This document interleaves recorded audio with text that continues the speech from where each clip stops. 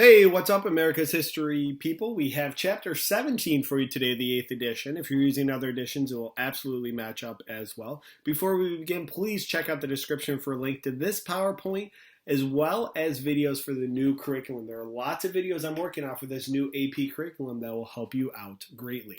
All right, let's start off talking about the rise of big business. Now, one thing I'm going to start doing is matching up the key concepts from the new curriculum to each chapter. So key concept 6.1, Roman numeral 1, letter C says business leaders consolidated corporations into trusts and holding companies and defended the resulting status and privilege through theories such as social Darwinism. And this part of the book will focus on that. So let's look at innovators in enterprise. So we have different individuals who had great success in the business world, and one of them was Gustavus Swift, and he is associated with creating the assembly line. Most people think of Henry Ford, and that's true that Henry Ford did a really good job expanding it. It was under Gustavus Swift that the assembly line is created. He also came up with something called vertical integration, which became very popular during this time. This is when the company controls all aspects of production from beginning to end. Now, let me give you a quick example. I used to want to own my own ice cream shop. And if I wanted to use vertical integration with my ice cream shop, that means I would own the farm that produced the sugar, I would own the cows that produced the milk, and I would own the chickens that produce the eggs. Those together are my ingredients. Then at my ice cream shop, I would use those ingredients with the equipment that I own and produce the ice cream. So the entire time, from the beginning to end, the ice cream is controlled by me and my business. That's vertical integration, in which everything is owned by the same business. Gustavus Swift and others would also use predatory pricing, which means that they would lower prices so much. In many instances, they would take losses on their inventory in order to drive other competitors out of business. These competitors could not afford to sell at such a loss for a long period of time. Let's jump over to Standard Oil, one of the most famous companies during this time, created it by John D. Rockefeller, and he also used vertical integration. And here's a picture of Rockefeller. He also created horizontal integration, which becomes illegal later. And this is when he would merge competitor companies with his own to gain a market advantage. So to go back to my ice cream shop, if I were to suddenly start taking over other ice cream shops in my area in Buffalo, New York, that I would essentially have a monopoly, and that is illegal. I can own everything from start to finish, vertical integration, but I cannot take over competing companies. And trusts were also created during this time, which were a small group of individuals that would hold stock from competing firms. That would enable them to control all of them. So it's essentially these firms are separate, but their stocks are controlled by a small group of people that would make decisions for every single company. It was essentially monopoly as well. J.P. Morgan, the famous banker, eventually bought Carnegie Steel Company and created the very first $1 billion company. Now, when we're talking about these industrialists, the Carnegies, the Rockefellers, the question often emerges, are they robber barons or are they industrial statesmen? And depending on the economy, the view of them often changes. When the economy tends to do bad, these people are seen as robber barons. When the economy is doing well, they are seen as industrial statesmen. Now, department stores during this time were able to cut prices significantly, and you see the emergence of department stores in many big cities, especially Macy's in New York City. The home order catalog helped those living in rural areas. That was brought about by Sears and Montgomery Ward, and that really helped out farmers, particularly out west, get access to products that they normally would not be able to.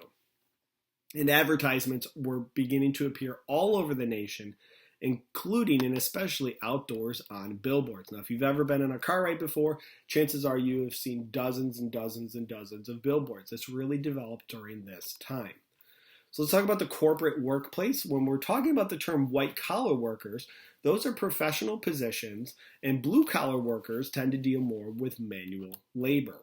There are these new middle managers that emerge, and they are in charge of goods and labor. So you see this brand new profession essentially develop. Sales positions increased throughout the U.S. with lots of opportunity for money, and women began to take a role in the corporate office. By the end of the 1800s, 77% of stenographers were women, and clerking and secretarial opportunities for women increased and paid better than other domestic jobs. We also will see later women will work in textile industries as well. And by 1900, 4 million women were working in America. The DeSkilling of Labor is something that emerges during this time in which there are more remote tasks that are instituted that require less autonomy or less choices by the worker. And this was really brought about by the assembly line and mass production. So you don't really see a need for people with special skills. Rather, you just need people to do the same tasks over and over again. Now, scientific management, absolutely positively know that was brought about by this guy, Frederick Taylor, and it's also called Taylorism. And this would use strict rules to govern worker behavior. You would have timed tasks, and you would produce the same task over and over and over again. You would have one simple thing. If you were working on an assembly line on a car, you would put a door on a car every single time. You would have nothing else to do with the production of that car other than maybe putting the door on it. And it would be the same way over and over every day for 10 hours a day. Now, there were many dangerous conditions in industries. In the railroads, you would have 1 in 20 people who worked on the railroads would either die or become permanently disabled.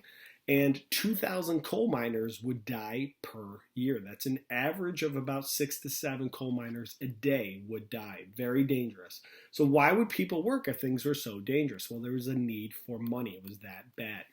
So let's talk about unskilled labor and discrimination. Men and unions would discriminate against women, and there was this belief that women should stay at home. And this is something that would be prevalent throughout much of American history. So women often had a hard time getting jobs, and if they did, they would only be in certain professions that we just talked about, and they would often be paid less. 1 in 5 children under the age of 16 would work outside the home. And African Americans were often paid the least amount, and African American women would work in mostly domestic service roles like maids or cooks. Okay, key concept 6.1, Roman numeral 2, letter A states the industrial workforce expanded through migration across national borders and internal migration, leading to a diverse workforce, lower wages, and an increase in child labor. Immigrants were the ideal labor supply for business owners. There was an abundance of them. They worked for very little money. They were incredibly hard to unionize, mostly because of the language barrier. So they weren't able to talk with many coworkers about their grievances towards companies. So who were these newcomers from Europe? Well, after 1892, many of them came through Ellis Island. And these new immigrants were mostly from Southern and Eastern Europe. Do you remember where the old immigrants were from prior to the Civil War? Yeah, you know it, Northern and Western Europe. Now, these new immigrants are from Southern and Eastern Europe, from places like Italy, Greece, Russia, etc. And 3 million of them were Jews. Many of these immigrants took low-paying jobs, and many of them lived in cities. They didn't have the money or capital to buy land, so they were forced to live in cities. When we're talking about Asians coming to America during this time, we'll focus on the Chinese, and they faced extreme prejudice and often violence out west. And here's a picture of Chinese working on the Transcontinental Railroad. They played an instrumental role in the development of the railroad out west. They would work in restaurants and laundries, as they were the only jobs that were available to them in many cities. In 1882, we had the passage of the Chinese Exclusion Act, which barred Chinese from coming to the U.S., and this was later repealed in 1943. And here's a political cartoon showing that Chinese are not welcome to the United States. So let's talk about labor now and the emergence of a labor movement. In 1877, we had the Great Railroad Strike, which was a reaction to wage cuts, and protests erupted in many cities across the country. If you ever are talking about why protests or strikes happen, chances are it's due to a wage cut. Here's an image of the Great Railroad Strike. This happened in many cities throughout the country, including my city of Buffalo, and more than 50 people died in this strike. Many of these workers were later blacklisted, which is a list that would prevent them from being hired in the future by companies. These business owners would share names of people who participated in strikes and would make sure that they would never hire them again. So the farmers during this time, they had a significant plight, and they despised tariffs, and they argued that railroads exploited them due to high rates for shipping for farmers. So they get together and they establish the National Grange, or the Grange, and they brought farmers together to discuss their situation. Later on, we have the Greenback Labor Party, which is a national movement that sought an 8-hour workday and better working conditions. And a series of laws are passed in states called Granger laws, and these were state laws that regulated railroads. However, many of them were later overturned, since it is the job of the federal government to control interstate commerce. Do you remember what court case said that from 1824? You know it. It is Gibbons versus Ogden. Look at you, you little genius. Key concept 6.1, Roman numeral 2, letter B. Labor and managements battled for control over wages and working conditions, with workers organizing local and national unions and or directly confronting corporate power.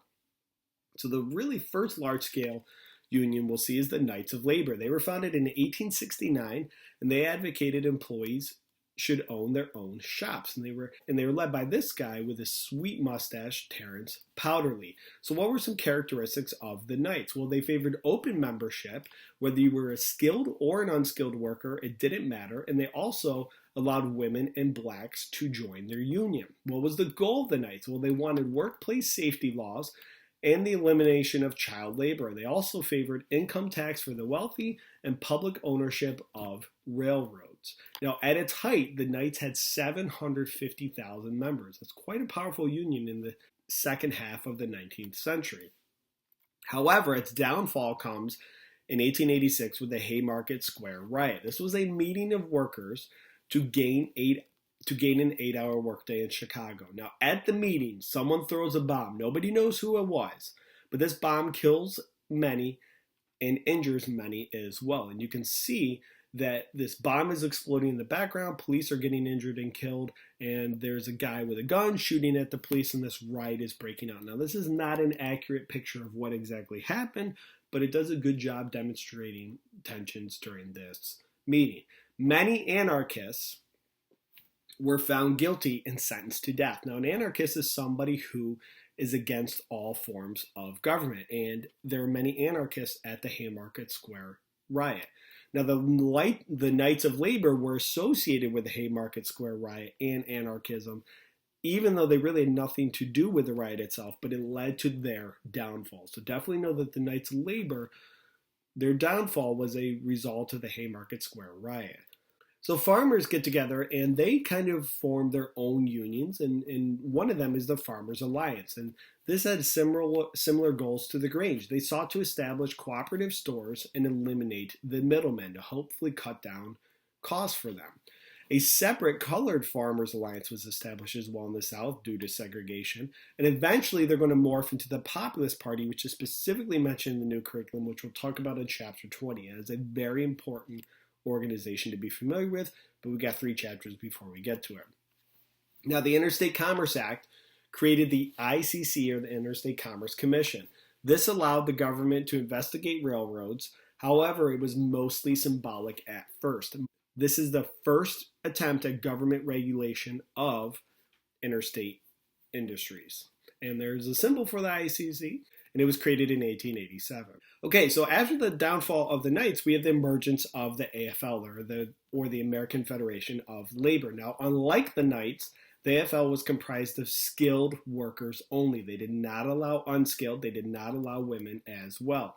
They were led by Samuel Gompers, this guy who was their leader for many, many decades. And the AFL sought bread and butter issues, or what the book calls pure and simple unionism. Definitely be familiar with both of these terms. What the heck does it mean, though? They are higher wages, shorter hours, and better working conditions. Really, Gompers focused on these 3 things: more money, less working hours, and better working conditions. And membership increased to over 2 million at one point. This was a very powerful union. All right, guys, that is everything you need to know for Chapter 17. Best of luck to you. Thank you very much for watching. Please subscribe and share this video with others. Make sure you check out all my videos related to the new curriculum. Best of luck on all of your tests, especially the one in May. And here's a sneak peek at Chapter 18. This is the very first professional baseball team ever, and we're going to talk about them in Chapter 18. Perhaps you know them. They were formed in 1869, my favorite team ever. We will see you right back here for Chapter 18. I appreciate your support. Thank you very much for watching, and have a good day.